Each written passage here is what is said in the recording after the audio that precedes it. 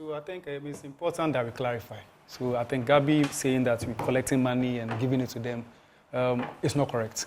It's not correct in the sense that, like I said, the bottling plant margin and the cylinder investment margin of $80, there are two figures in there. The $44 is going to be part of the bottling plant company's price.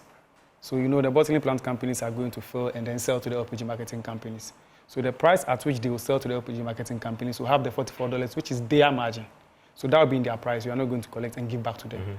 Now, when it comes to the cylinder purchase and injection as part of the CRM, after several engagements, it was clear that because the cylinders are not going to be owned by the bottling plant, this is more like a gas fund has been created. This gas fund is basically to ensure that the injection of cylinders is financed from this gas fund. So the $36, which I mentioned is a cylinder investment margin, goes into that account. So as Gabi said, there's an account that's a gas account, the gas fund, which will be, the money to be collected into terms of the cylinder investment margin. Now, because it's $80 per metric ton imposed on the price of LPG, I think like Gabi rightly said, when you take the price of LPG and this $80 is imposed, not all the LPG goes to the bottling plant. So for the importers who are selling the LPG and this $80 is part of their price, remember that this $80 has gone to Parliament. The justification has been made for why it is important. And Parliament has passed this for it to be charged on the price of LPG.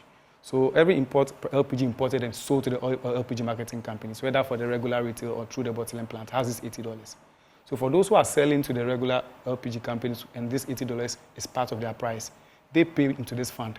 And this fund is what the main purpose for this fund is to purchase the cylinders for the injection for the cylinder. Who is making the purchases? You, government? Yeah, so what happens is that each bottling plant, there's a cylinder injection plant, a plan that will be made. Like we said, as the CRM is being rolled out, cylinders will be needed. Consumers will need cylinders. So we audit if a bottling plant says, I need 10,000 cylinders to inject as part of the plan. Remember, the bottling plant doesn't own the cylinder. It is the consumers, because consumers are ultimately paying for this.